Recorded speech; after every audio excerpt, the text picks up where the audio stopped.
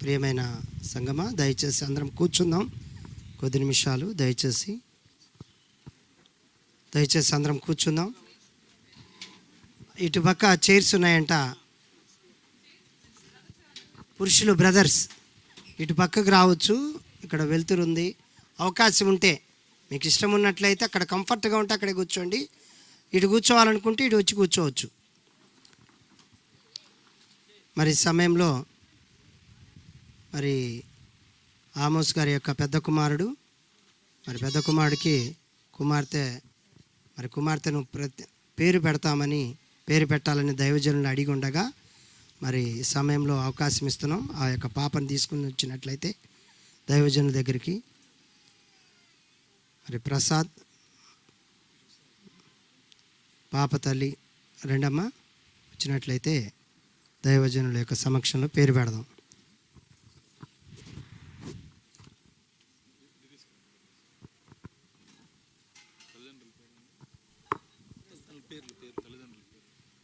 అమ్మా, మీ పేరేంటి చెప్ప.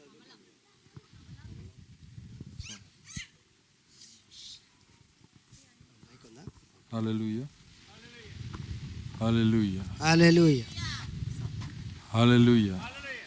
సరే, మంచిది. ఈ యొక్క సమయంలో చిన్న బిడ్డకు మనము పేరు పెట్టి సంగముగా ప్రార్థన చేద్దాం. సహోదరుడు ప్రసాద్ మరి కమలాన్ని ప్రేమించి ఇచ్చినటువంటి చిన్న బిడ్డ.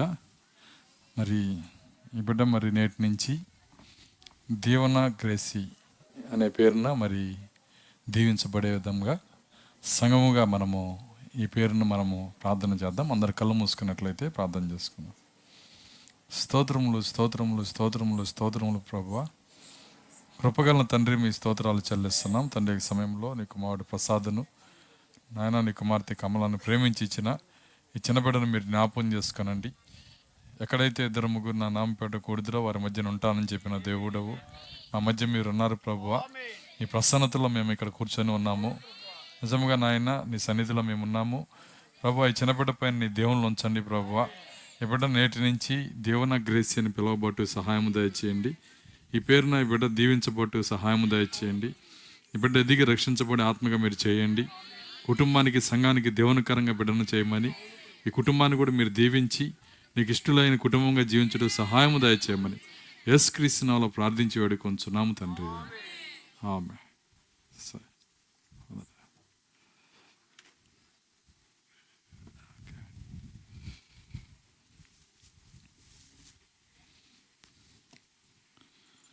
మంచిది. మరి ఈ సమయంలో దేవుని వాక్యాన్ని మనం చదువుకుందాం. కొద్దిగా అనుకునేసి ఓకే, దేవుని వాక్యాన్ని చదువుకుందాం. ఇంకొకసారి దయచేసి నిలబడండి. ఓకే, పాపం కింద కూర్చున్న వాళ్ళకి కొంత ఇబ్బంది అయినా ఇంకొకసారి నిలబడదాం దేవుని వాక్యాన్ని కొరకు. పరిశుద్ధ గ్రంథంలో నుండి ప్రకటన గ్రంథము 3వ అధ్యాయము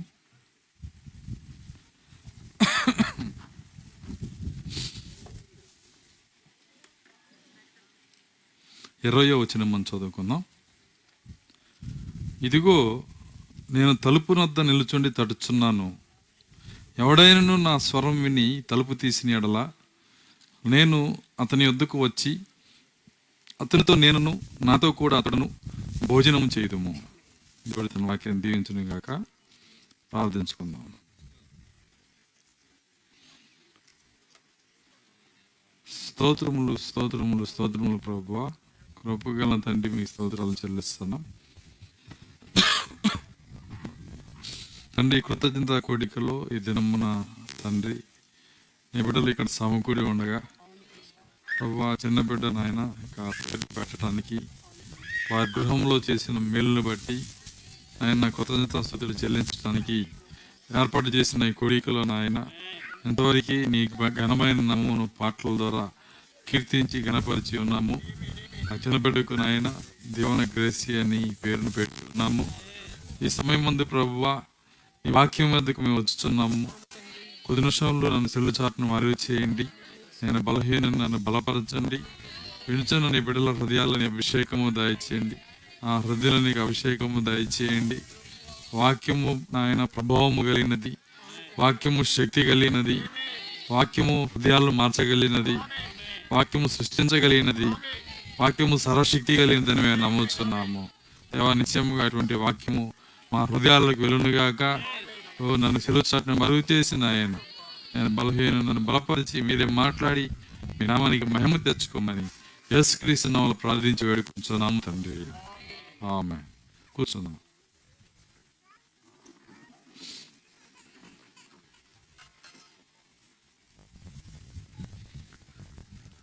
మంచిది. మరి 10 నిమిషాలు మనకు ఆలోచన వాక్యం పైన ఉంచుదాం. మరి ఎక్కువ సమయం నేను తీసుకొని ఒక 45 నిమిషాలు లేదంటే గంట సమయంలోపు దేవుని వాక్యాన్ని మనం చూద్దాం. మరి ప్రతి నెల మనకి ఇక్కడ కూడిక జరుగుతుంది. అయితే ఆ కూడికలో మరి మనం తీసుకునేటువంటి అంశం కాకుండా ఈరోజు మనం ఇది ఓపెనింగ్ మీటింగ్ కనుక ఒక చిన్న అంశాన్ని నేను చూడాలని ఇష్టపడుతున్నా. మరి నా యొక్క అంశము మరి యేసుని ఆహ్వానించుట.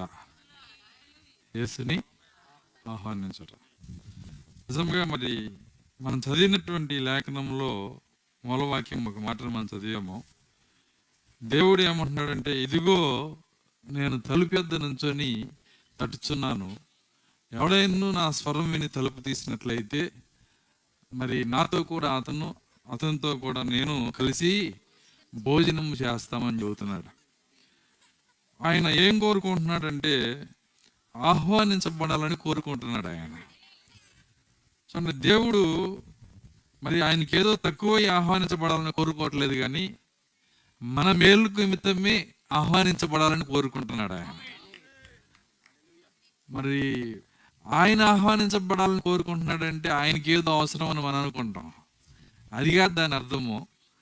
ఆయన సర్వశక్తి గల దేవుడు, ఆయన శ్రీమంతుడైన దేవుడు, ఆయనకు కొదువు అనేది లేదు, కొరత అనేది లేదు. కానీ ఎందుకొరకు ఆహ్వానించబడాలని కోరుకుంటున్నాడు, ఎందుకు తలుపెద్ద నుంచి తట్టుచున్నాడంటే లోపలికి రానిస్తే నీకు దేవుని ఇవ్వటానికి.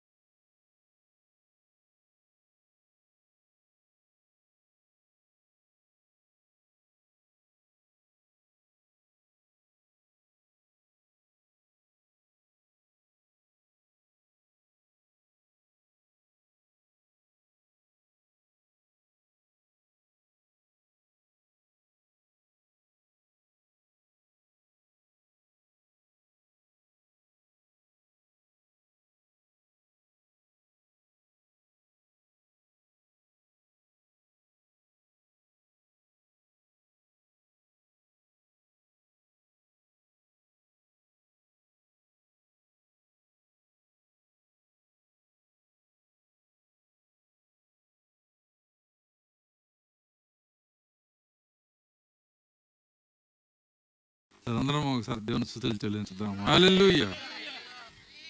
ఒక దేవుని కార్యం జరిగేటప్పుడు చాలా ఆటంకాలు వస్తాయి. మరి ఆటంకం వచ్చినా ఆ కార్యం జరిగితే అక్కడ దేవుని వేచేయము. సహోదరి పాట ఎక్కడ ఆపిందో అక్కడే మొదలుపెట్టింది. మరి మొదటి నుంచి ఉన్నోళ్ళకి ఇది అర్థమవుతుంది. ఎందుకంటే దేవుడు ఆయన పనిని అయిపోనివాడు ఆయన. దేవుని స్తోత్రం. హల్లెలూయా. కాబట్టి మరి ఆయన దేవుడు ఆహ్వానించబడాలని ఎందుకు కోరుకుంటున్నాడంటే ఆయన కోసం ఆహ్వానించబడాలని కోరుకోవట్లేదు, కానీ మన కోసమే, మన జీవితంలోకి వచ్చి మనకు మేలు చేయటానికే. మరి మేలు చేయటం ఆనందించి దేవుడు గనక మరి మన జీవితాల్లోకి రావడానికి ఆయన ఇష్టపడతా ఉన్నాడు. ఆయన రాకుండా ఏమి చేయలేడు. వింటున్నారా? ఇక్కడ ఒక చట్టం ఉంది, ఒక నియమం ఉంది. ఏంటి ఆ నియమం అంటే, ఆయన నీకేదైనా చేయాలి అంటే మొదట ఆయన నీ లోపలికి ఆయన రావాలి, నీ కుటుంబంలోకి రావాలి, నీ జీవితంలోకి రావాలి. అప్పుడే ఏదైనా ఆయన కార్యం చేయగలడు. కాబట్టి అందుకే దేవుడు నన్ను ఆహ్వానించమని అడుగుతున్నాడు. ఆయన, నేను తలుపు వద్ద నుంచొని తట్టుచున్నాను, ఎవడైనా నా స్వరమైన తలుపు తీసినట్లయితే వారితో నేను, నాతో కూడా అతడును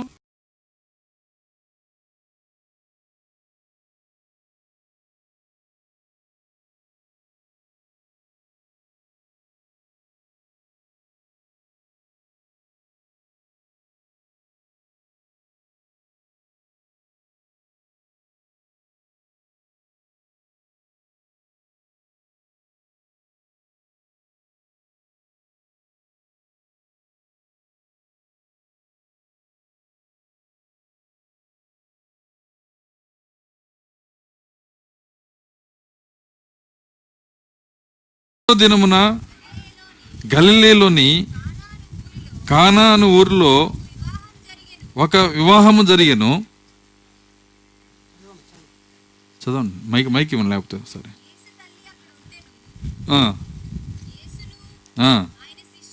యేసును ఆయన శిష్యులను ఆ వివాహమునకు పిలవబడిరి. యేసును ఆయన శిష్యులు ఆ వివాహానికి ఆహ్వానించబడ్డారంట. అదే వాళ్ళు చేసిన గొప్ప కార్యం. నిజంగా మరి యేసును ఆయన శిష్యులు అక్కడ జరుగుతున్న వివాహానికి మరి వాళ్ళకి తెలిసి పిలిచారో తెలియక పిలిచారో మనకు తెలియదు, కానీ పిలిచారు. ఈరోజు మన జీవితంలో కూడా యేసు ఎవరో నీకు తెలియకపోయినా ఆయన దేవుడిని అంగీకరించి నువ్వు గనక లోపలికి పిలిస్తే ఆ రోజు ఏం చేశాడో ఈ రోజు కూడా అదే చేయగల దేవుడు ఆయన. దేవుని స్తోత్రం, హల్లెలూయా. యేసుని ఎందుకు పిలిచారు? వాళ్ళకి తెలియదు ఆయన వస్తే ఇదేదో చేస్తాడని కాదు పిలిచింది. అనుకోకుండానే మరి ఒక బంధుత్వాన్ని బట్టి, ఒక స్నేహాన్ని బట్టి పిలిచారు. ఒక విధంగా చెప్పాలంటే మరి యేసు యొక్క తల్లి మరి మరియమ్మ, అక్కడ ఉన్నటువంటి పెళ్లి కుమారుని తల్లి ఇద్దరు ఫ్రెండ్స్ అన్నమాట. అర్థమవుతుందా? కాబట్టి ఆ ఫ్రెండ్షిప్ను బట్టి మరి ఆహ్వానించబడ్డప్పుడు కొన్నిసార్లు ఏమైందంటే మరి ఒకరిని బట్టి ఇంకొకరిని పిలుస్తూ ఉంటారు. ఆ విధంగా మరి యేసును ఆహ్వానించినప్పుడు యేసుక్రీస్తు ఆయన శిష్యులు అందరూ కలిసి ఆ పెళ్ళికి వెళ్ళారు. మరి ఆ పెళ్ళికి వెళ్ళినప్పుడు జరుగుతున్న కార్యం ఏంటంటే చాలా సంతోషంగా ఉంది ఆ యొక్క వివాహం అంతా. అయితే కొద్దిసేపటికి అక్కడ ఏమైందంటే వాళ్ళు ఎంతో ప్రతిష్టాత్మకంగా తీసుకున్నటువంటి ఒక కార్యక్రమం చెడిపోయింది. ఏంటి ఆ కార్యక్రమం అంటే మరి అక్కడ పంచుతున్నటువంటి ద్రాక్షరసము అయిపోయిందంట. ఈ ద్రాక్షరసం ఇవ్వటంలోనే వాళ్ళ ప్రతిష్ట ఉంది అక్కడ. ఏంటి సౌండ్? ఆ సౌండ్ వినమాకండి, నా సౌండ్ వినండి. అర్థమవుతుంది? ఆ సౌండ్కి ఏ భాష లేదు, ఈ సౌండ్కి భాష ఉంది ఇక్కడ. సరే, జాగ్రత్తగా గమనించండి. అక్కడ ప్రతిష్టాత్మకంగా తీసుకున్నటువంటి ఆ గొప్ప ద్రాక్షరసమును పంచే కార్యం అనేది మరి అది దెబ్బతిని వాళ్ళ యొక్క పరువు పోయేటువంటి పరిస్థితిలోకి మరి వాళ్ళు వెళ్ళిపోతూ ఉన్నారు. ఆ సమయంలో మరి అక్కడ ఒక విందు జరుగుతుంది పెళ్లిలో. ఆ విందు మొత్తం జాగ్రత్తగా మెయింటైన్ చేయడానికి అందులో ఒక విందుకు ఒక మేనేజర్ని కూడా పెట్టారు అక్కడ. బైబిల్ ఏం చెప్తుందంటే విందు ప్రధాని అని రాస్తుంది. మరి ఆయనే ఆ విందును జాగ్రత్తగా చూసుకోవాలి, ఏముందా ఏం లేదా అని. విచిత్రం ఏంటంటే ఆ విందు ప్రధానికి అయిపోయిన సంగతి తెలియదు. అర్థమవుతుందా? ఆయన మేనేజర్గా ఉన్నాడు, కానీ అక్కడ ద్రాక్షరసం అయిపోయిందా ఉందా ఏమి తెలియదు ఆయనకి. చాలామంది కొన్ని పనులు తీసుకుంటారు, కానీ ఆ పనులు ఏముందో వాళ్ళకి తెలియదు. అర్థమవుతుందా? ఇక్కడ కూడా అదే. మరి అలాంటి సమయంలో ఈ సంగతి మొట్టమొదట ఏదైనా సరే విషయం ఎక్కడికి వెళ్తుంది అంటే లేడీస్ దగ్గరికి వెళ్తుంది. విషయం ఎక్కడికి వెళ్ళింది? అది లేడీస్ దగ్గరికి. అంటే పెళ్లి కుమారుని యొక్క తల్లి దగ్గరికి పోయింది. ఆమె ఏం చేసింది? ఆమె కూర్చొని ఏడుస్తూ ఉంటే పక్కనే ఉంది కదా మరియమ్మ, ఆమె చూసింది. ఇక్కడ ముందు ఆ విషయం ఎక్కడికి వచ్చిందో అక్కడ డిస్కషన్ జరుగుతుంది. ఎప్పుడైతే ఆమె దాన్ని చూసిందో అప్పుడు ఆమెకు మెరుపు లాంటి ఒక ఆలోచన వచ్చింది. ఏంటంటే ఇంత కష్టంలో దీన్ని తీర్చగలిగిన వాళ్ళు ఎవరు లేరు. ఎందుకంటే ద్రాక్షరసం అంటే అదేదో ఎసెన్స్ కలిపేది కాదు, అది అర్థమవుతుంది. అదేదో థమ్సప్ అన్న 4 బాటిల్ కొనుక్కొచ్చి పోయొచ్చు. కానీ ఈ ద్రాక్షరసం అనేది మరి అప్పటికప్పుడు తయారయ్యేది కాదు, దాదాపుగా కొన్ని సంవత్సరాలు చేస్తేనే అలాంటి టేస్ట్ వస్తుంది అక్కడ, ఒరిజినల్ మంచి టేస్ట్ కావాలంటే. కాబట్టి అన్ని సంవత్సరాలు దాని కొరకు కష్టపడి చేయాలంటే పెళ్లిలో కూర్చొని 4 ఏళ్ళకి పోస్తామంటే కుదరదు అక్కడ. అర్థమైంది నేను చెప్పింది? మీరు అట్లా కూర్చొని ద్రాక్షరసం అయిపోయింది, ఈ ద్రాక్షరసాన్ని ఒక 6 నెలలు పొలయి పెట్టి తయారు చేసి పోస్తామంటే వంట కూర్చుంటారా పెళ్లిలో వాళ్ళు? 6 నెలలు ఎవరు కూర్చోలేరు, అంత సమయం ఎవరు ఉండలేరు. కాబట్టి అలాంటి సమయంలో ఆ లోటుని తీర్చగలిగిన వాళ్ళు ఎవరు లేరు అక్కడ, ఎవరు చేయలేరు, డబ్బున్నా చేయలేరు అంత. ఎందుకంటే ఆ ప్రత్యేకమైన ద్రాక్షరసం, పెళ్లి కొరకే తయారు చేసిన ద్రాక్షరసం, మరి పరువు కోసం తయారు చేసిన ద్రాక్షరసము అది అయిపోతా ఉంది. మరి అయిపోయే సమయంలో దాన్ని తీర్చగలిగిన వాళ్ళు ఎవరూ లేరు, ఎంత డబ్బున్నా దాన్ని తీసుకొని రాలేరు. అయితే అక్కడ మరియమ్మకి ఒక మెరుపు లాంటి ఒక ఆలోచన వచ్చింది. ఏంటి ఆలోచన అంటే, ఇక్కడ యేసున్నాడు. ఏంటి ఆలోచన ఏందండి? అక్కడ యేసున్నాడు. యేసున్న చోట కొరతను బట్టి బాధపడాల్సిన అవసరం లేదు, కొదువును బట్టి బాధపడాల్సిన అవసరం లేదు. కారణం ఏంటంటే యేసు ఆ స్థలానికి ఆహ్వానించబడ్డాడు గనక. ఆ రోజు ఏం జరిగిందో నేను చెప్పాను, ఈ రోజు కూడా మీ ఇళ్లలో కూడా అదే చేయగలిగిన దేవుడు, మీ కుటుంబాల్లో కూడా అదే చేయగలిగిన దేవుడు. ఆయన మార్పు లేని దేవుడు. దేవుని స్తోత్రం, హల్లెలూయా. కాబట్టి ఆమెకు ఒక మెరుపు లాంటి ఆలోచన. ఎప్పుడైతే ఆమెకు ఆలోచన వచ్చిందో కూర్చొని, మరి నువ్వేం బాధపడమా కానీ ఆ తల్లిని ఓదార్చి ఆమెతో చెప్పింది, ఈ సమస్యకి పరిష్కారం ఇక్కడే ఉందంది. ఈ సమస్యకి పరిష్కారం ఉందా? ఎక్కడుంది? ఆ పరిష్కారం పేరు యేసు అని చెప్పింది. పరిష్కారం పేరు యేసు. ఇప్పుడు ఆ పరిష్కారం ఉందా మన దగ్గర? ఈ రోజు కూడా ఉందా? అయిపోయిందా? ఉంది కదా. అది అయిపోయేది కాదు, అది ఇదిగో యుగాంతం వరకు నేను మీతో కూడా ఉన్నాను. యుగాంతం వరకు మనతో ఉంది ఆ పరిష్కారం. నేను మీతో కూడా ఉన్నానంటున్నాడు ఆయన. ఉంటానని చెప్పలా, ఉన్నాను. ఆయన భాష వేరు, అర్థమవుతుందా?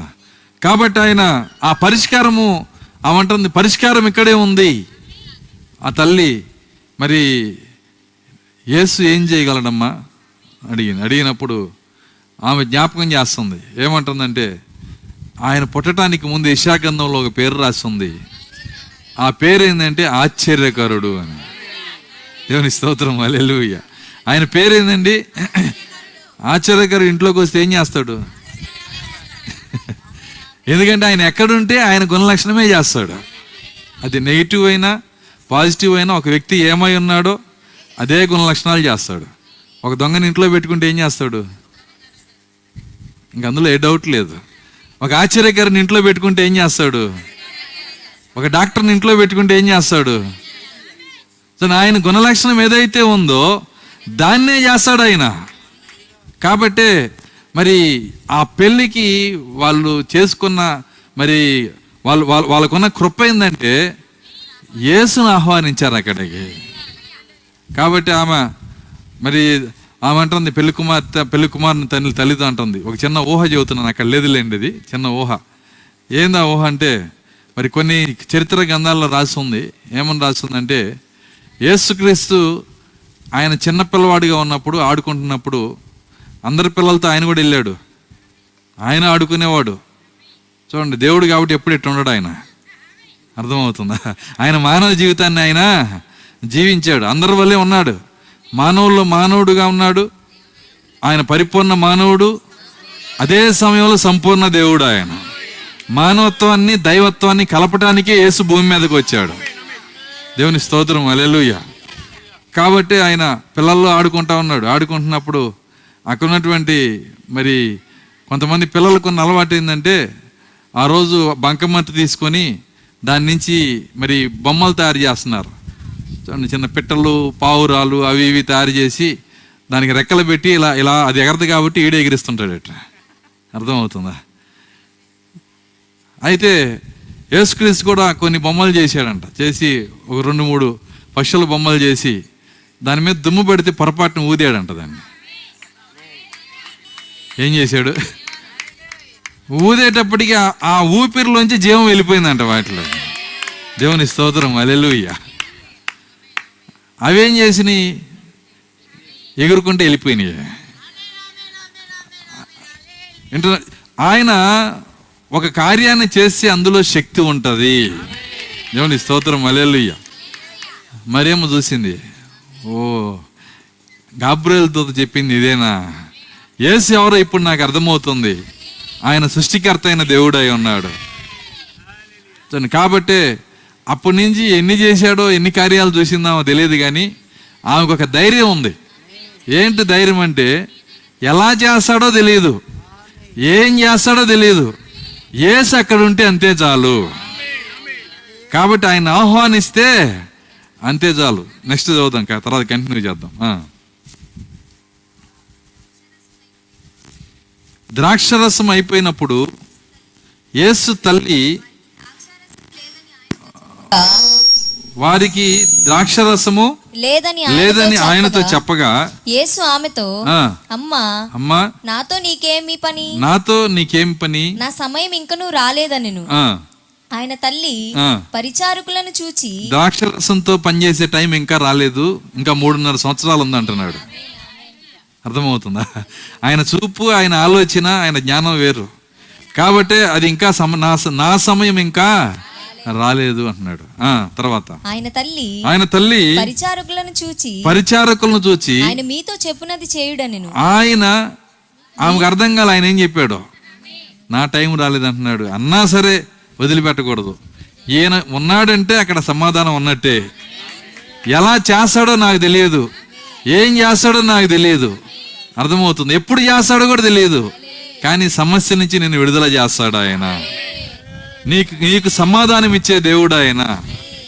కాబట్టి ఆమె ఒక్క మాట చెప్పింది, మంచి సూత్రం, దాన్ని మించింది లేదే. మన హృదయాల పైన రాసుకోవాల్సిన సూత్రం అది.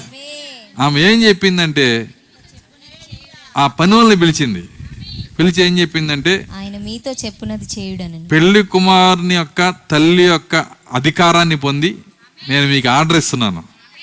ఏంటి ఆర్డర్ అంటే, ఆయన మీతో చెప్పింది చేయండి అంతే. ఎక్కువ చేయమాకండి, తక్కువ చేయమాకండి, చేయకుండా ఉండమాకండి. ఏం చేయాలంట? ఆయన మీతో చెప్పినది చెయ్యుడి. కాబట్టి ఎప్పుడైతే ఆయన మీతో చెప్పినది చేయుడి అని మరి ఆమె చెప్పిందో, వాళ్ళు నమ్మకమైన పనివాళ్ళు గనక అలాగే నమ్మా అని చెప్పి తల ఊపి ఆయన దగ్గర చేతులు కట్టుకొని ఉన్నారు. చూడండి, యేసును ఆహ్వానించినప్పుడు ఒక షరతు ఉంటుంది అక్కడ. ఆ షరతే ఇక్కడ రాయబడింది. ఏంటి ఆ షరతు అంటే, నువ్వు ఊరక ప్రభువా నా ఇంట్లోకి రా, నా ఒంట్లోకి రా అంటే వచ్చి ఉపయోగం లేదు. అర్థమవుతుందా? యేసు నీ దగ్గరకు వచ్చినప్పుడు నువ్వు చేయాల్సింది ఏంటంటే, ఆయన చెప్పినది నువ్వు చేయాలంట. ఆ సూత్రమే బైబిల్లో రాసింది ఇక్కడ. యేసుని ఆయన ఏదో ఒక, మరి దాన్ని ఎలా చెప్పాలంటే, మహిమ కలిగిన ఉంగరం లాగా పనిచేయడు ఆయన. కొన్ని కార్యాలు ఉంటాయి, ఉంగరం పెట్టుకుంటే ఏది దొరికితే, ఏది అడిగితే అది వచ్చింది. చూడండి, మహిమ ఉంగరము కాదు, లేదంటే మహిమ గల తాయెత్తు కాదు. ఆయన సర్వశక్తి గల దేవుడు ఆయన. దేవుని స్తోత్రం, హల్లెలూయా. కాబట్టి ఆయన ద్వారా నీకు ఏదైనా దొరకాలి అంటే, ఎందుకంటే ఈ లోకంలో దేని ద్వారా దొరికేదైనా ఒక పరిమితి ఉంటుంది, కానీ యేసుక్రీస్తు ద్వారా దొరికేదానికి పరిమితి లేనే లేదు. ఎందుకంటే ఆయన సర్వశక్తి గల దేవుడు. ఆయన మనుషులకు అసాధ్యమైనది దేవునికి సాధ్యమే అని చెప్పిన దేవుడు ఆయన. కాబట్టి యేసు ఎవరో కాదు, ఆయన సృష్టికర్త అయిన దేవుడు. కానీ 2000 సంవత్సరాల క్రితము సృష్టికర్తగా ఉంటే మనం అర్థం చేసుకోలేమని. అర్థమవుతుందా? సృష్టికర్తగానే ఉంటే మనం అర్థం చేసుకోలేమని, మనతో నడవటానికి, మన కోసం జీవించడానికి ఒక మానవుని వలె భూమి మీదకు వచ్చాడు. భూమి మీదకు వచ్చిన దగ్గర నుంచి యేసు దేవుడు కాదు, భూమి పుట్టక ముందు నుంచే యేసు దేవుడు. ఎందుకంటే యేసుక్రీస్తు సృష్టికర్త అయి ఉన్నాడు. అసలు ఈ భూమిని చేసిందే ఆయన. కాబట్టి యేసు క్రీస్తు సృష్టికర్త అయి ఉన్నాడు. ఎందుకంటే యేసుక్రీస్తు సృష్టికర్త అయి ఉన్నాడు. అసలు ఈ భూమిని చేసిందే ఆయన. ఎందుకంటే యేసుక్రీస్తు సృష్టికర్త అయి ఉన్నాడు. అసలు ఈ భూమిని చేసిందే ఆయన. ఎందుకంటే యేసుక్రీస్తు సృష్టికర్త అయి ఉన్నాడు. కాబట్టి యేసుక్రీస్తు ఆయన ఈ 2000 సంవత్సరాల క్రితం ఉన్నటువంటి దేవుడు కానీ కాదు. ఆయన జగత్తు పునాది వేయబడక ముందే ఈ సూర్య చంద్రుల్ని చేసింది కూడా ఆయనే. చాలా మందికి ఉన్న ఒక డౌట్ ఏంటంటే క్రీస్తు శకం అంటే 2000 సంవత్సరాలు. అర్థమవుతుందా? అంటే యేసుక్రీస్తు ఉన్నప్పటి నుంచి ఇప్పటికి 2000 అంత.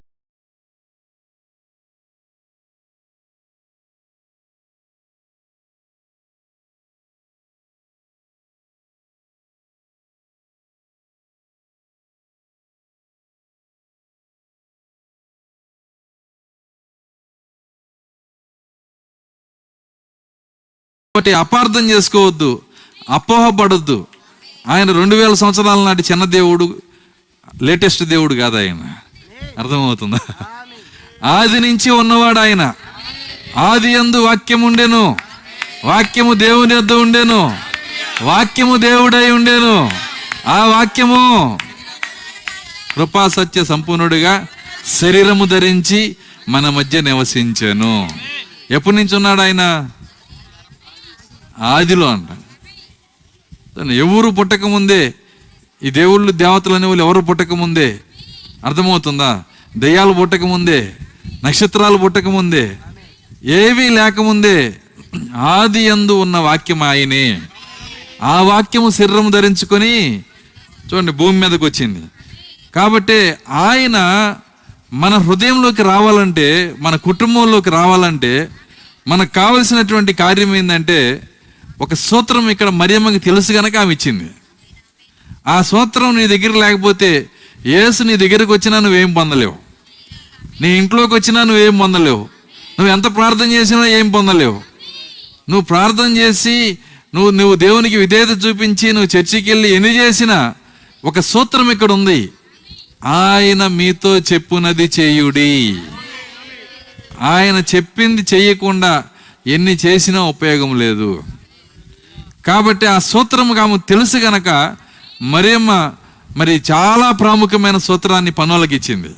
నేను అనుకుంటున్నా పనులకు కాదు ఇచ్చింది, ఈరోజు మనకిచ్చింది అది. దేవుని స్తోత్రం, హల్లెలూయా. ఆయన మీతో చెప్పింది చెయ్యండి. ఇక మీకు మిగిలింది ఏ యొక్క అవసరత మీకు అవసరం లేదు. ఎందుకంటే ఆమె ఆ మాట చెప్పి వెళ్ళిపోయింది అక్కడి నుంచి. ఎందుకు వెళ్ళిపోయిందంటే ఆయన ఆ సమస్యకి చాలిన దేవుడై ఉన్నాడు. ఆ సమస్యకి ఆయన చాలిన దేవుడు. ఆమె విశ్వాసం చూడండి ఎంత గొప్ప విశ్వాసమో. అందుకే ఆమె కడుపును పుట్టాడు ఆయన. ఆమె చెప్పగలరా? ఆమె గొప్ప విశ్వాసి గనక చూడండి, చాలా మంది ఆర్సీఎంలో ఆమెను దేవత చేస్తారు. ఆమె దేవత కాదండి, ఆమె దేవత కాదు, దేవుడు కాదు ఆమె. చూడండి, ఆమె ఒక విశ్వాసి. కాబట్టి ఆమె ఏం చేస్తుందంటే, మరి పెంతెకొస్తు దినమున ఆమె కూడా మేడగది మీదకి వెళ్ళి 120 మందిలో ఆమె కూడా ఒకటి ఏం చేస్తుంది? ఆమె కూడా మోకాల మీద ఉండి దేవుని కొరకు ప్రార్థన చేస్తుంది, నాకు పరిశుద్ధాత్మ ఈ ప్రభువా అని. ఆమె దేవుడికే తల్లి. తల్లి లేకుండా ఎక్కడి నుంచి వస్తారు? ఇవన్నీ కాదు, కథలు చెప్పొద్దు, బైబిల్ చెప్తుంది ఇక్కడ. అర్థమవుతుందా? బైబిల్ ఏం చెప్తుంది?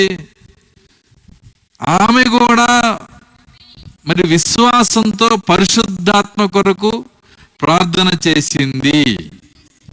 కాబట్టి ఆయన మీతో చెప్పింది చేయుడి అని చెప్పే విశ్వాసము, ఆ సమస్యకి పరిష్కారం యేసు దగ్గర ఉందనే విశ్వాసము ఆమె కలిగి ఉంది గనక ఆమె అప్పగించి వెళ్ళిపోయింది అక్కడి నుంచి. ఆమె అక్కడుండి ఎట చేస్తాడో చూద్దాం, జరిగిద్దా లేదా, ఇవన్నీ లేదు. మనం కూడా ఏం చేస్తామంటే ప్రార్థన చేసి ఇది జరిగిద్దంటావా? ప్రార్థన చేసి యేసుకి కార్యాన్ని అప్పగించినాక ఇది జరిగిద్దా, గట్టిగా అడిగితే జరిగిద్దో లేదో. కొంతమంది 50-50, కొంతమందికి 50-40-60. అర్థమవుతుందా? కొంతమంది 10% జరిగిద్దో లేదో, జరిగిద్దని 90% జరగకపోవచ్చు. రకరకాల రేషియోలో ఉంటుంది. కానీ అలా కాదు మనం చూడాల్సింది. మరియమ్మ ఏ విధంగా నమ్మి వెళ్ళిపోయిందో అక్కడి నుంచి, భారం ఆయనకి అప్పగించేసింది, వెళ్ళిపోయింది. ఎందుకంటే ఆయన ఏదో కొత్తగా అద్భుతాలు చేయట్లేదు, ఆయన కొత్తగా కార్యాలు చేయట్లేదు. ఆయన ఇంతకు ముందే ఆయన సర్వశక్తి గల దేవుడని నిరూపించుకున్నాడు. ఆయన గొప్ప కార్యాలు చేశాడు ఆయన. కాబట్టి ఆమె చెప్పి అక్కడి నుంచి వెళ్ళిపోయింది. చూడండి, అక్కడ ఏమైందంటే మరి ఆ పనోళ్ళు వచ్చి అడిగారు, అయ్యా మీరు చెప్పింది చేయమని చెప్పి ఆమె చెప్పింది. చేతులు కట్టుకున్నారు. మీరేం చెప్తారో మేము అదే చేస్తాము. చేస్తారా అన్నాడు. చేస్తాము. సరే, అట్లయితే బావిలో నీళ్లు ఉన్నాయి కదా, ఉన్నాయి. ఇక్కడ ఎన్ని బాణలు ఉన్నాయి? 6 రాతి బాణలు ఉన్నాయి అన్నారు. ఈ 6 రాతి బాణల నిండా నీళ్లు నింపు. మాకు కావాల్సింది ద్రాక్షరసం, నీళ్లు కాదన్నారు వాళ్ళు. అర్థమవుతుందా? ఏం కావాలంట? ద్రాక్షరసం. కానీ ఆయన ఏం చెబుతున్నాడు? నీళ్ళు నింపంటున్నాడు. నీకు ఇందాక ఆల్రెడీ ఆమె హెచ్చరిక చేసింది. ఆయన చెప్పింది నీళ్లు నింపమంటాడా? అర్థమవుతుందా? లేకపోతే నూనె నింపమంటాడా? మీకు అనవసరం. ఏం చెప్పాడో దాన్ని నువ్వు చెయ్యాలా. ప్రతివాడు మారు మనసు పొంది పాప క్షమాపణ నిమిత్తము యేసుక్రీస్తు నామమున బాప్తిసం పొందమని ఆయన చెప్పాడు. ఇక నువ్వు అది చేయి, అంతే. ఆయన ఏం చెప్పాడో దాన్ని చేయాలా. అదేంటి, సిలువ మీద దొంగ బాప్తిసం పొందకుండా ఆయన పరలోకం పోయాడంట కదా, మేము కూడా పోతాను. అర్థమవుతుందా? మీరందరూ చర్చికి పోయినా మాకు మనసులోనే ఉంటుంది. ఏముంటుంది మనసులోనే? అర్థమవుతుందా? కొంతమంది చెప్పేది ఏంటంటే, ఎవరు ఎంతమంది చర్చిలకు పోయినా వాళ్ళందరికంటే నేనే గ్రేట్, ఎందుకంటే నాకు మనసులోనే ఉంటాడు ఆయన. ఇది మనసులోనే ఉంటాడా అంటే నువ్వు మనసులోనే అన్నీ చేస్తావు. సరే, ఒక పని చేయని చెప్పాను నేను ఒక సహోదరునితో. నీ భర్త వచ్చినప్పుడు నువ్వు ఏం చేస్తావంటే మనసులోనే వంట చేయి, మనసులోనే పల్లెని తీసుకెళ్ళి పెట్టు. అర్థమవుతుందా? అన్నం ఏదమ్మా అంటే మనసులో పెడతానా అని చెప్పు. అప్పుడు ఏమైద్దో చూడన్నాను. అన్నీ మనసులో జరిగాయి కాదు, అది ఆయన ఏం చెప్పాడో అది చెయ్యాలి. ఆ పనులు గనక అయ్యా మేము మనసులోనే పోసామంటే ఎట్ట కుదిరిద్ది? అట్ట కుదరదు. అన్నిటికీ మనసు కాదు, ఆయన చెప్పింది చెయ్యాలి. ఆయన చెప్పింది ఎవరైతే చేస్తారో వాళ్ళు దీవించబడతారు.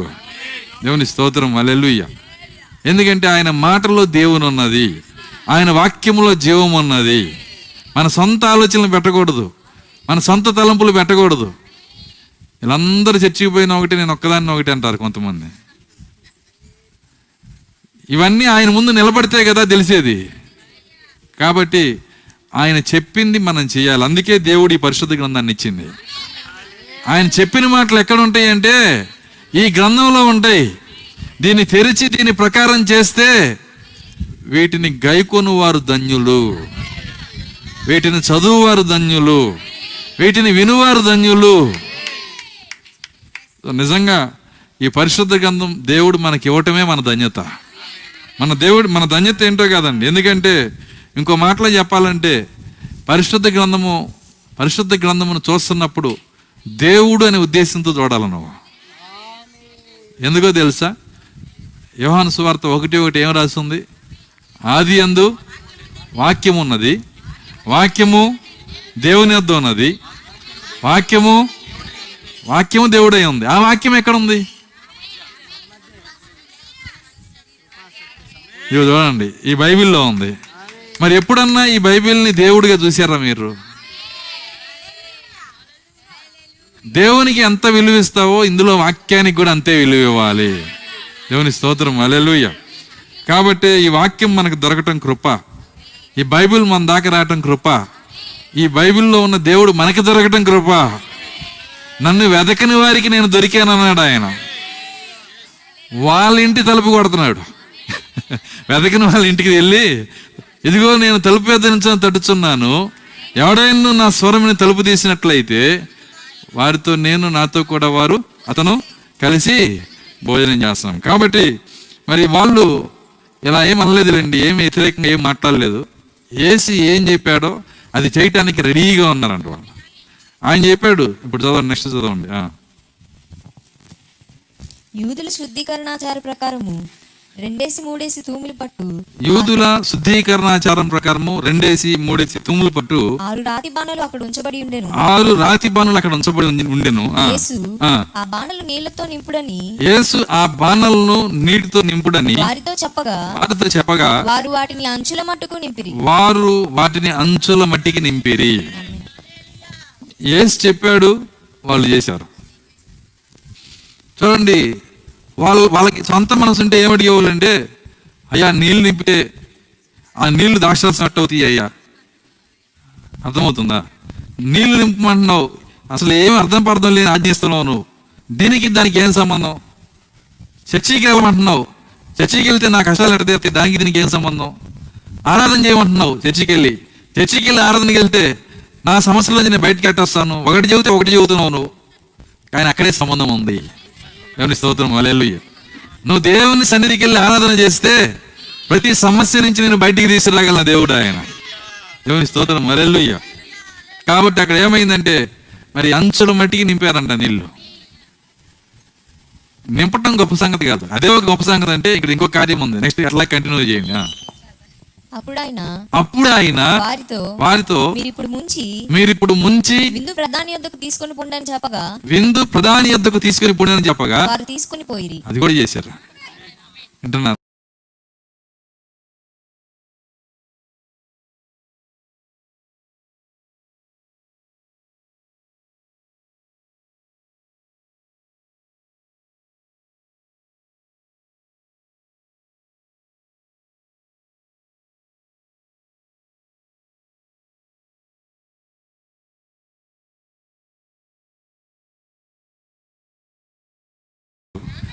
ఈ గడియ వర్తమానికుడే. దేవుని స్తోత్రం, హల్లెలూయా. కానా విందు, అది కనాను, దాన్ని షార్ట్ కట్ చేస్తే కానా అయింది. ఇక్కడ అర్థమవుతుందా? ఆ వాగ్దాన దేశం పేరు కనాను, ఈ వాగ్దానం దేశం పేరు, ఈ పెళ్లి పేరు కానా. ఆమె శారాయి, షార్ట్ కట్ చేస్తే ఏమైంది? శారా. చూడండి, ఇక్కడ జరగబోయే వివాహమును గురించి ఆయన మాట్లాడుతున్నాడు. కొద్దిగా నేను లోతుగా వస్తున్నాను, అర్థమవుతుందా? కొన్ని కార్యాలు రోడ్డు మీద చెప్పలేమయ్యి. అయితే కొద్దిగా ఇక్కడ ఉన్న వాళ్ళ కోసం కొద్దిగా వాళ్ళకు చిన్న ఒక రొట్టె ముక్కిద్దాము. దేవుని స్తోత్రం, హల్లెలూయా. చూడండి, అక్కడ ఆ విందు ప్రధాని ఆయన ఏం చేస్తున్నాడంటే, మరి అక్కడ కూర్చొని ఆయనకి పెళ్లిలో ఆ విందు గురించి కానీ అక్కడ అయిపోయిందని కానీ ఆయనకి ఏ భారం లేదు. పట్టించుకోవాల్సింది ఆయనే, కానీ ఆయన ఏ భారం ఇట్లా. ఎందుకంటే ఈయన పని ఏంటంటే భారం అంతా పెళ్లి కుమారుడి మీద వేస్తాడు. అర్థం కాదా? భారం అంతా ఏం చేస్తాడు? పెళ్లి కుమారుడు పని ఈయనకి అప్పచెబితే ఈయనేమో పెళ్లి కుమారుడు చూసుకుంటాడు అనిపోయి ఇందు ప్రధాని ఈయన. దేవుని స్తోత్రం, హల్లెలూయా. ఈరోజు దేవునికి కావాల్సిన కూడా అట్లాంటి వాళ్ళే. భారము పెళ్లి కుమారుడి మీద వేసేయాల నువ్వు. కాబట్టే ఆ పెళ్లిలో ఏం జరుగుతుందో, ఎంత ఉందో, ఎంత లేదో, ఏంటో అన్ని ఏం పట్టించుకోవట్లే ఆయన. వీళ్ళు ఇంకా నమ్మకమైన పనులు. నీళ్లు ముంచి జగ్గుతో తీసుకెళ్ళి ఆ విందు ప్రధాని దగ్గర నిలబడ్డారు. నిలబడితే ఆయన అన్నాడు, ఏంట్రా అన్నాడు. ద్రాక్షరసం అండి అన్నాడు. ముంచింది ఏంటి? నీళ్లు. కానీ అక్కడ అడిగినప్పుడు ఏం చెప్పారు వాళ్ళు? ద్రాక్షరసం. వాళ్ళ కంటికి నీళ్లు కనపడుతున్నాయి, పోసింది వాళ్ళే. మళ్ళీ అర్థమవుతుందా? ఏదో అట్లా మంత్రదాన్ని ఆడిచ్చి దాంట్లోనే తీసుకెళ్ళ, మళ్ళా నీ చేతులతో నువ్వే నీళ్లు పోయి. అర్థమవుతుందా? పోసి ఆ నీళ్లను మీరే తీసుకెళ్ళి మీ ప్రధానికి ఇవ్వండి, టేస్ట్ ఎట్లుందో అడగండి అన్నాడు. వాళ్ళు ఎంత నమ్మకమైన పనులు అంటే, అదే నమ్మకత్వం దేవుడు మనకు కూడా ఇచ్చును గాక. అదే నమ్మకత్వం దేవుడు మనకు కూడా ఇచ్చును గాక. ఏ ప్రశ్న లేదు. దేవుడు ఏం చెప్పాడో అదే. 10 ఆజ్ఞలు చెబితే దానికి ఆమేన్. అర్థమవుతుందా? అపొస్తలుల కార్యం 2:38 చెబితే దానికి ఆమేన్. ఏంటి అపొస్తలుల కార్యం 2:38? ప్రతివాడు మారు మనసు పొంది పాప క్షమాపణ నిమిత్తము తండ్రి కుమార పరిశుద్ధాత్మ నామం కాదండి, క్రిస్త బాప్తిసం కాదు, తెలియక దేవుడు కాదు, బిరుదుల బాప్తిసం కాదు, లేఖనంలో ఎలా ఉందో అలాగే చేయాలా. ఏం చెప్పాడు ఆయన? ప్రతి వాడు యేసుక్రీస్తు నామములో బాప్తిస్మం పొందుడి. ఎలా చెప్పారో అలా చేసే పనులు కూతున్నారు. దేవుని స్తోత్రం, హల్లెలూయా. దేవునికి వాళ్ళే కావాలి, అప్పుడే ఆయన గొప్ప అద్భుతం చేయగలిగిన దేవుడు. వివాహంలో విజయం తీసుకొచ్చే దేవుడు. ఏంటా వివాహము? అదే గొర్రెపిల్ల వివాహోత్సవము. గొర్రెపిల్ల వివాహోత్సవము. గొర్రెపిల్ల వివాహోత్సవం వచ్చి ఉన్నది. దానికి పిలవబడిన వారు ధన్యులైన బైబిల్ చెబుతుంది. కాబట్టి వీళ్ళంతా నమ్మకమైన వాళ్ళంటే ఏమాత్రం డౌట్ లేకుండా, భయం లేకుండా, విశ్వాసంతో, నమ్మకత్వంతో, విధేయతతో ఆయన మాటకి విధేయత చూపించారు. ఈరోజు యేసును ఆహ్వానిస్తే మనకు కావలసిన అర్హత అదే. నువ్వు దేవుని పిలిస్తే నువ్వేం చేయాలంటే అవిశ్వాసంతో ఉండకూడదు. నీళ్ళున్న ద్రాక్షరసం అని నమ్మమన్నా నమ్మాలి. లేని చోట ఏదో చేయగలిగిన దేవుడు ఆయన. లేని వాటిని ఉన్నట్టే పిలవగలిగిన దేవుడు. దేవుని స్తోత్రం, హల్లెలూయా. అలా నమ్మితేనే నువ్వు అబ్రహాము సంతానమై ఉన్నావు. ఇంకా జరగలేదుగా పాస్టర్ గారు. ప్రార్థన చేశారు, జ్వరం 103 డిగ్రీలు ఉంది. 1 డిగ్రీ అన్న తగ్గితే నమ్ముతాను పాస్టర్ గారు. అర్థమవుతుందా? ఈ డిగ్రీలు తగ్గేది కాదు నువ్వు చూడాల్సింది. అది తగ్గినా తగ్గకపోయినా ఆయన నమ్మదగిన దేవుడు. ఆయన వైపు నువ్వు చూస్తే, ఆయన్ను నమ్మితే నమ్మువానికి సమస్తము సాధ్యమే అని చెప్పాడు ఆయన. ఎవరు నమ్ముతారో వాళ్ళకి సాధ్యం.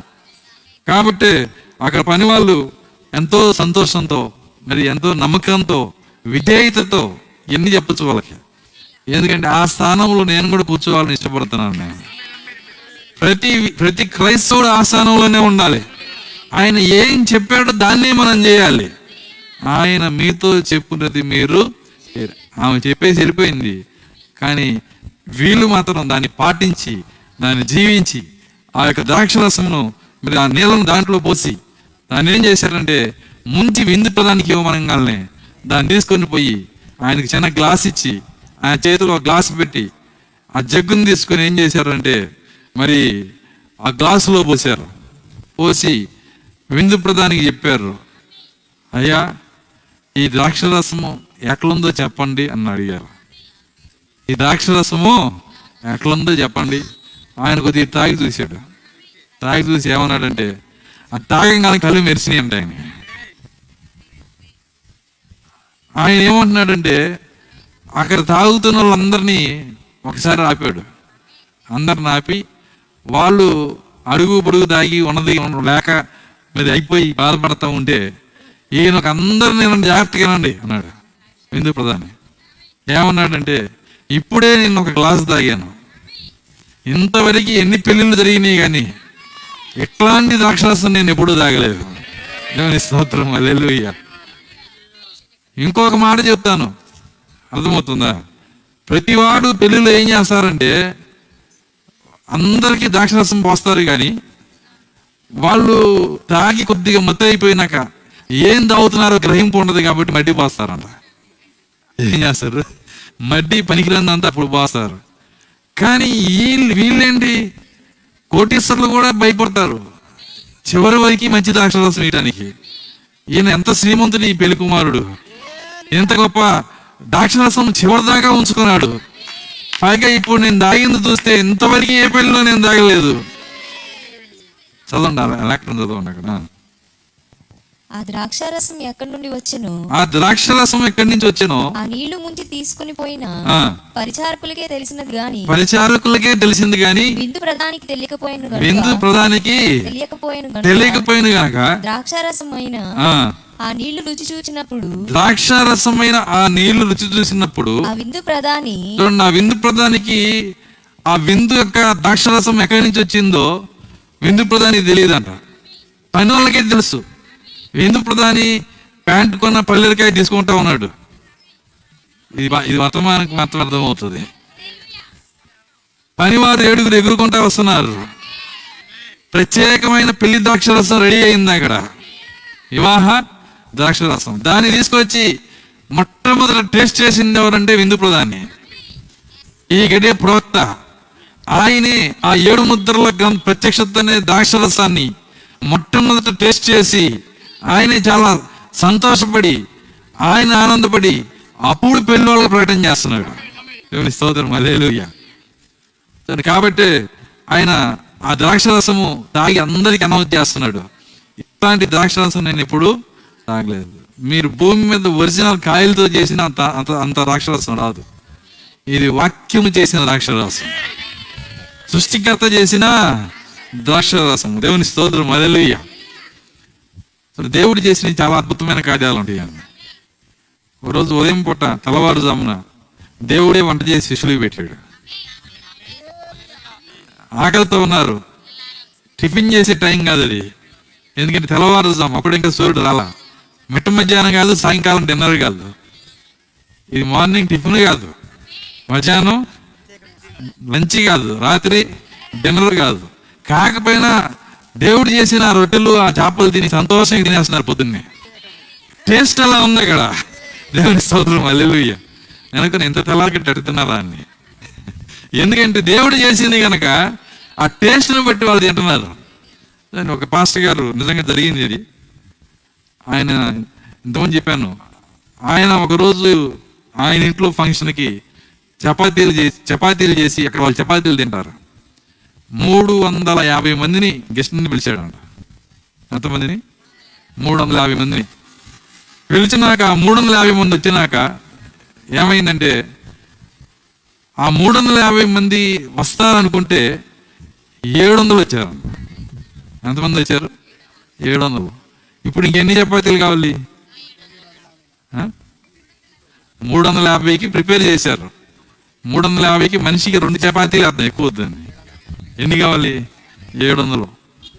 ఇంకెన్ని కావాలి? ఇప్పుడు 700 కావాలి. 700 చపాతీలు ఎంతసేపులో చేస్తారు? ఒకసారి ఆలోచించండి. ఎంత టైం తీసుకుంటుంది అది, ఎంత కష్టం అది.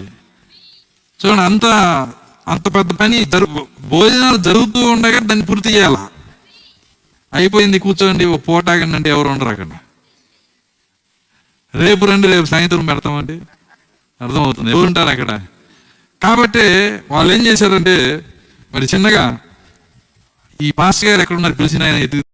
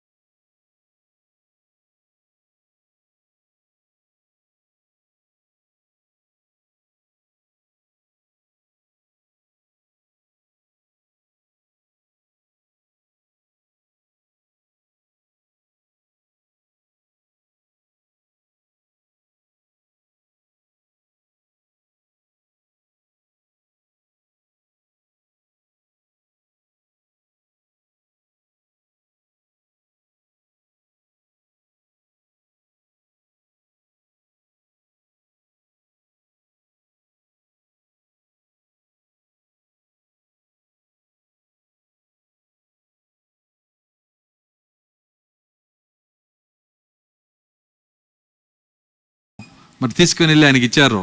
ఆయన స్టేట్మెంట్ చూడండి తర్వాత, నెక్స్ట్ చదవండి. ఆ నీళ్లు రుచి చూచినప్పుడు ఆ, ఆ విందు ప్రధాని ఆ. పెండ్లి కుమారుని పిలిచి ఆ. ప్రతివాడును మొదట మంచి ద్రాక్షారసమును పోసి ఆ.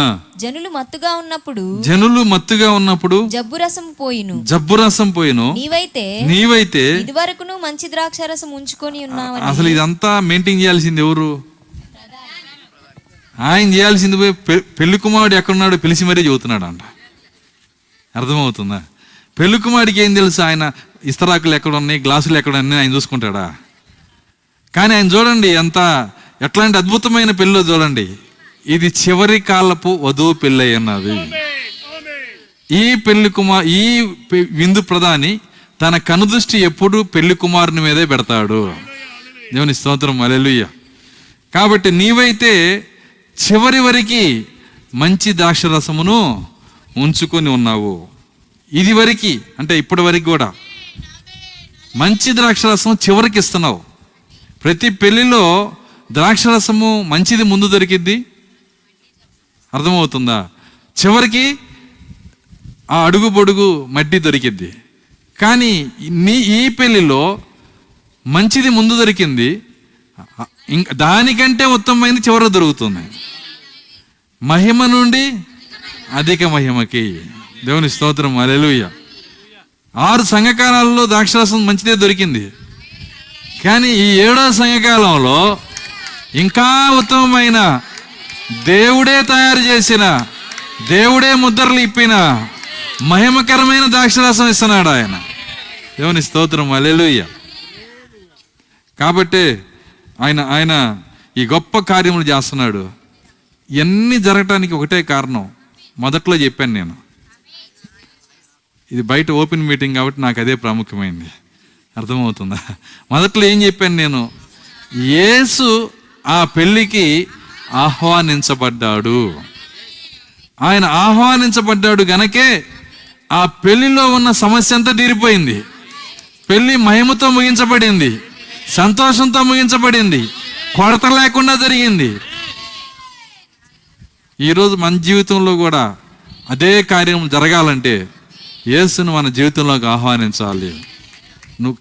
నువ్వు ఈ కోడికలో అయినా సరే చెప్పొచ్చు, ప్రభువా నా హృదయంలోకి రా, నా జీవితంలోకి రా.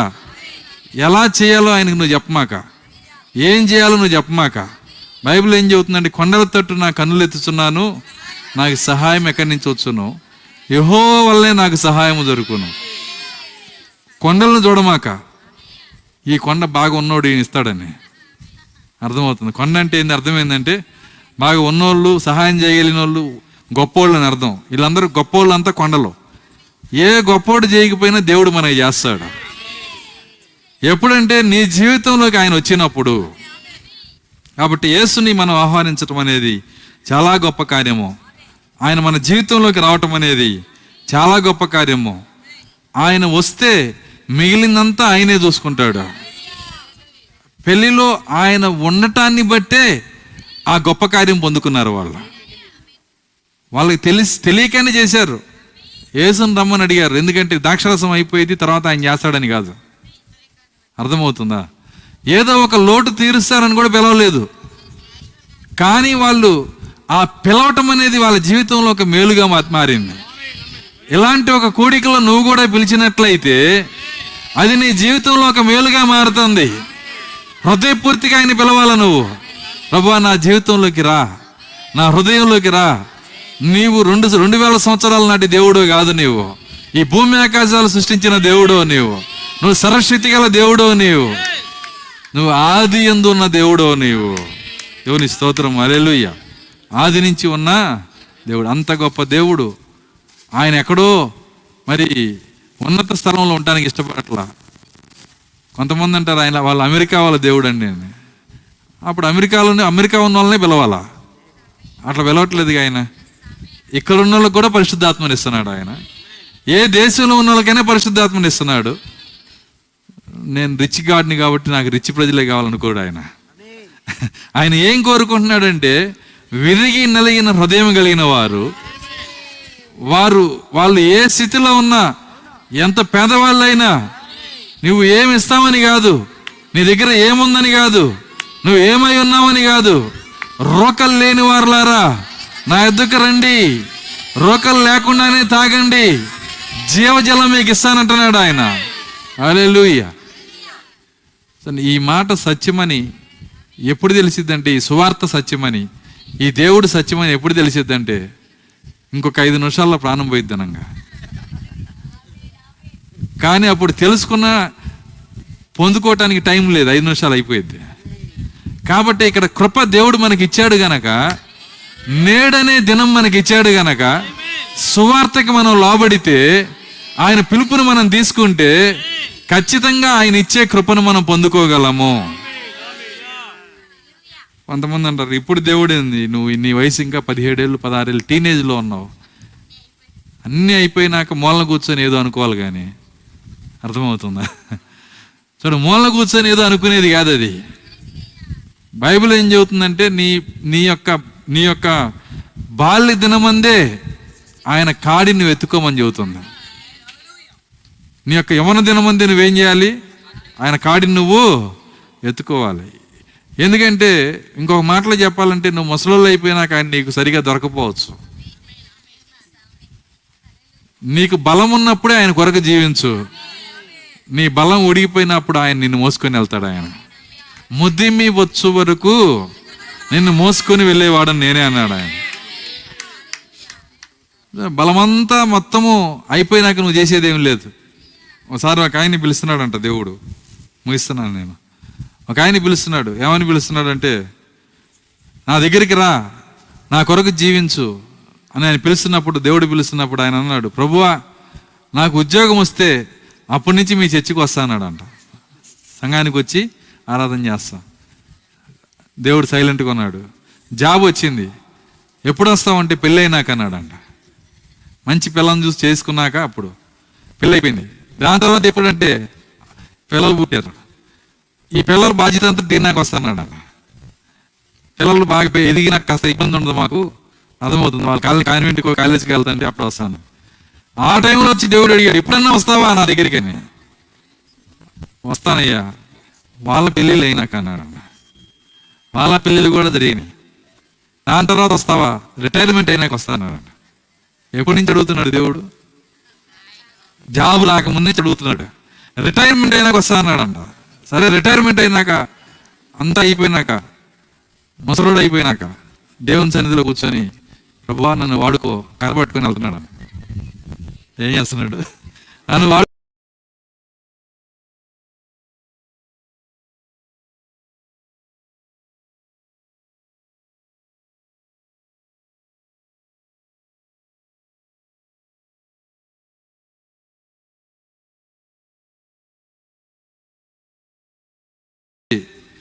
దీన్ని నువ్వు తింటావా అని అడిగాడంట. అయ్యా దాంట్లో తినటానికి ఏమీ లేదు అన్నాడు. నీలో కూడా ఏమీ లేదన్నాడు. అర్థమవుతుందా? ఎప్పుడో వెళ్ళేది కాదు యేసు దగ్గరికి, ఉన్న పాటునే రావాలా. దేవుడు ఏం కోరుతున్నాడంటే, నువ్వు ఉన్న పాటునే రావాలా. నువ్వు ఉన్న పాటుని నీ జీవితంలోకి ఆయన ఆహ్వానించుకోవాలా.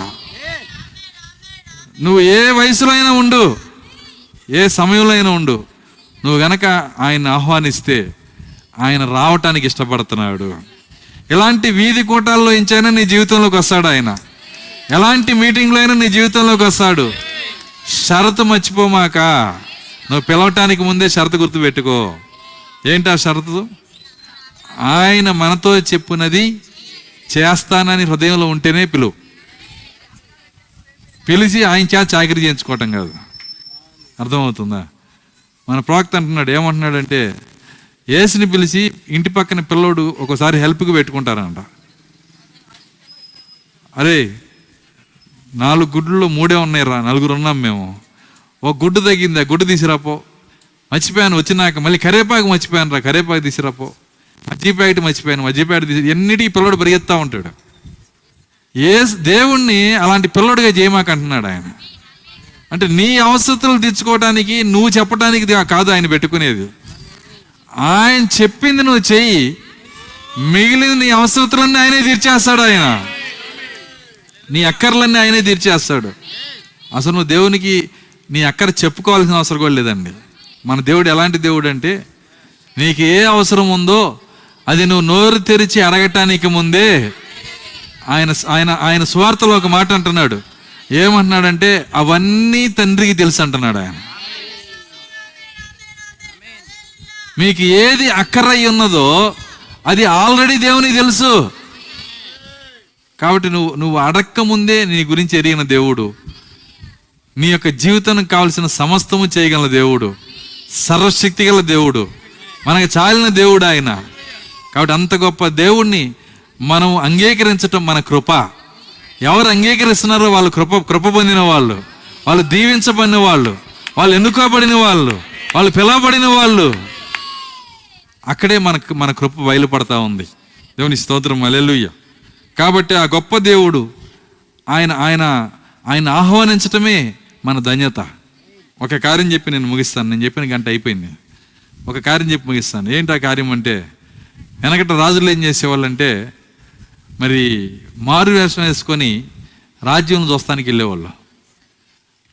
ఆ దేశపు రాజు మారు వేషం వేసుకొని మరి తన ప్రజలు ఎలా ఉన్నారో చూస్తానికి ఒక ఊరిలోకి వెళ్ళాడు. వెళ్ళినప్పుడు ఆయన చినిగిపోయిన బట్టలు, మాసిపోయిన బట్టలు వేసుకొని, రాజు చక్రవర్తి అన్నమాట.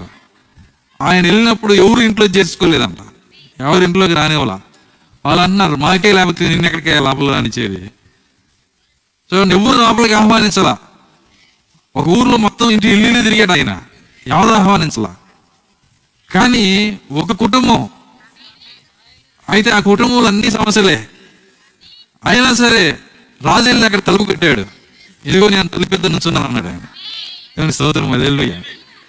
తలుపు పెట్టినప్పుడు మారువేషంలో ఉన్న రైతు రాజుకి వెళ్ళలేదు ఆయన. వాళ్ళు తలుపు తీసి ఆయన్ని ఆహ్వానించి లోపలికి పిలిచి చేర్చుకున్నారు. ఆయన చాలా సంతోషపడ్డాడు. వాళ్ళకి కలిగినే పెట్టారు ఆయనకి.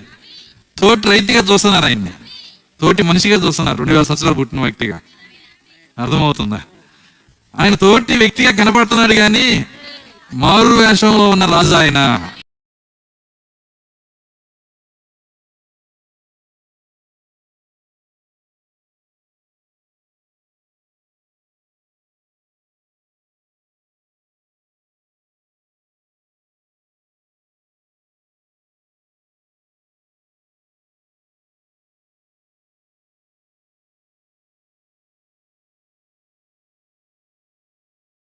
దగ్గర అన్నీ ఉన్నాయి.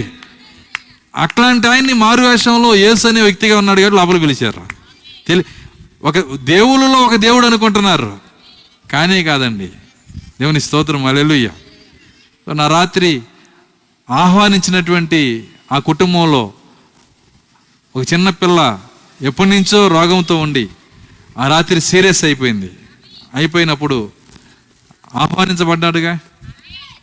ఆయన వచ్చాడు భోజనం చేసి. నాకు ఏంటి సమస్య అంటే, కన్నీళ్ళు పెట్టుకొని, నా కుమార్తె అండి 4 సంవత్సరాల నుంచి మంచం మీద ఉంది, ఈ రాత్రి చనిపోయే పరిస్థితిలో ఉంది.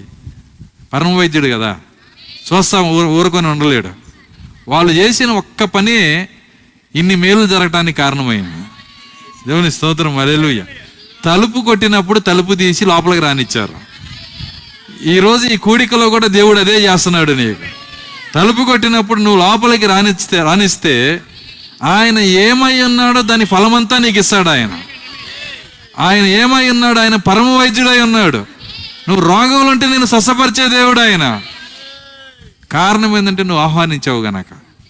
ఆయన గబగబా ఉండండి అని చెప్పి బయటికి పరిగెత్తి అక్కడేదో ఒక చిన్న మొక్క రసం తీసుకొచ్చి దాన్ని పిండి ఆ నోట్లో పోయంగానే అరగంటకి లేచి కూర్చొని భోజనం చేసింది అమ్మాయి. ఆశ్చర్యపోయాడు. అయ్యా నువ్వు ఎవరు? నువ్వు డాక్టర్వా? కాదన్నాడు ఆయన. వింటున్నారా? ఆ రాత్రి మరలా కాసేపుడికి దొంగలు వచ్చి ఆ యొక్క ఇంటి మీద పడ్డప్పుడు ఈ రైతు ఏం చేయలేక వణికిపోతుంటే ఈ రాజు కర్ర తీసుకుని అందరిని కొట్టి తరిమేసాడు. ఎందుకని ఇవన్నీ రాజులో ఉన్న గుణలక్షణాలు.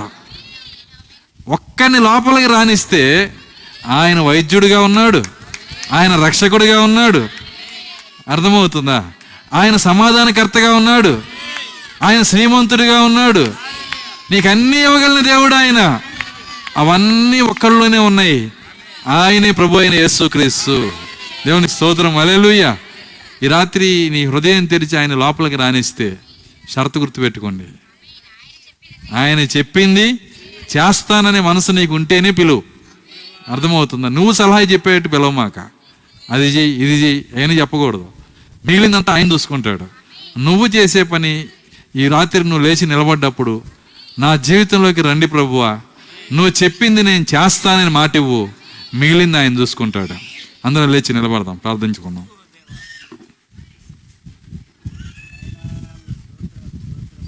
స్తోత్రములు, స్తోత్రములు, స్తోత్రములు ప్రభువా.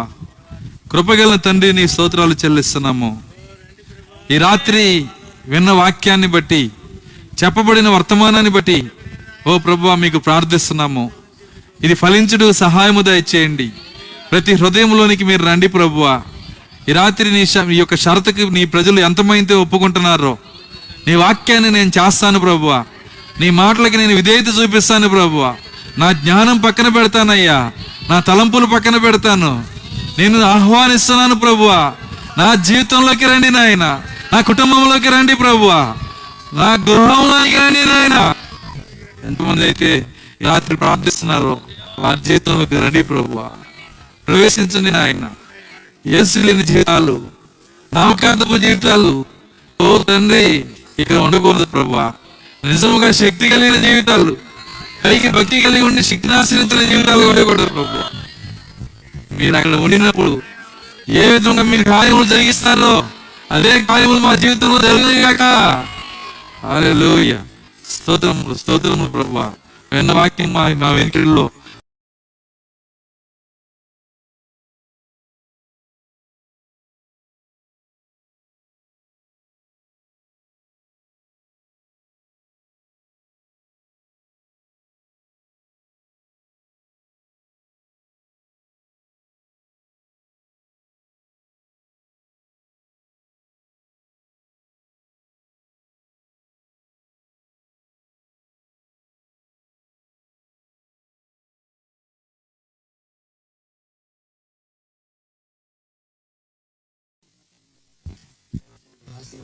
ఆశీర్వాదంతో ముగించుకుందాం. వారి కృప, ప్రేమ, సమాధానం ఉన్నటువంటి వాక్య వధువుకు, భూమి మీద నేను వాక్య వధువుకు, ఈ కోటిని ఏర్పాటు చేసిన కుటుంబంకు సదాకాలంతో నడిపించే కాక. ఆమె అందరూ దేవుని స్తుతులు చెల్లించుదాం. హల్లెలూయా, హల్లెలూయా, హల్లెలూయా. అందరికి వందనాలు. God bless you.